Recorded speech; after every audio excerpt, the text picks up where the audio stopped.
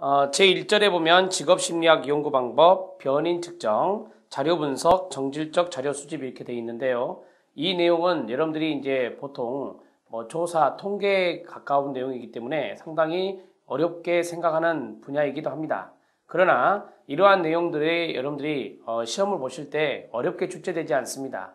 기본적인 개념 정도만 정리를 하시면 문제를 푸는데 어려움은 없다고 생각하고, 또한 직업심리학에서 많은 부분 나오는 문제가 아닙니다. 따라서 부담감 없이 여러분들이 개념을 정리한다 라는 차원에서 보시면 되겠습니다. 그러면 첫 번째 1번에 보면 직업심리학의 연구 방법에서 실증 연구 과정이 있죠. 쉽게 말씀드리면 실증적 연구 방법 하면은 객관적인 방법을 말하는데요. 과학적인 방법이 되겠죠. 이러한 것들은 다음과 같은 어떤 순서대로 한다는 것입니다. 첫 번째는 문제를 진술할 겁니다. 문제 제기한다라는 거죠. 그 다음에 두 번째 보시면 연구 방법을 설계합니다.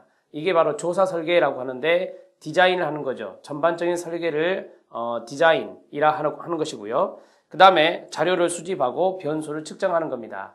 되게 이제 자료 수집하는 거와 변수 측정이 같은 의미라고 생각하시면 되죠.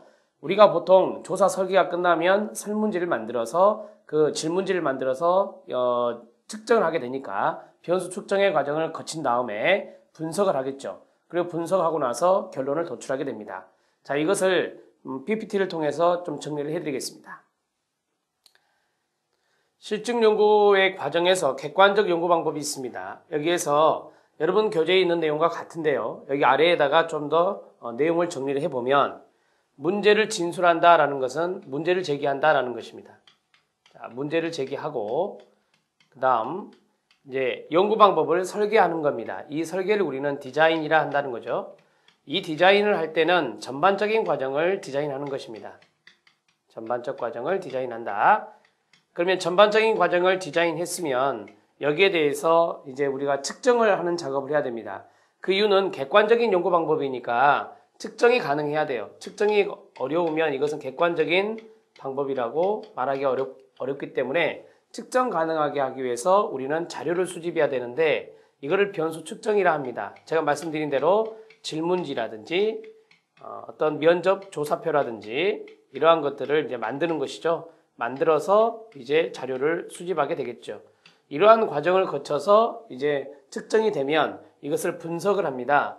대개 이제 분석은 통계 프로그램을 통해서 분석하겠죠. 통계 프로그램을 이용해서 분석을 하게 되는 것입니다.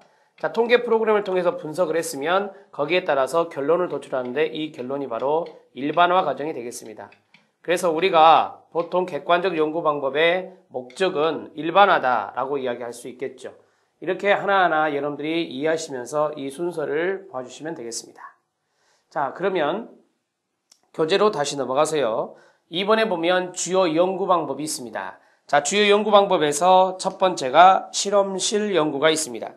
두 번째가 현장 실험, 세 번째가 현장 연구 및 표본조사, 이렇게 네 가지가 있는데요.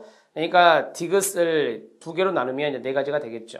자, 이러한 것들을 볼 때 이제 출제가 많이 되었던 것이 바로 첫 번째에 있는 실험실 연구, 그 다음에 두 번째에 있는 현장 실험입니다.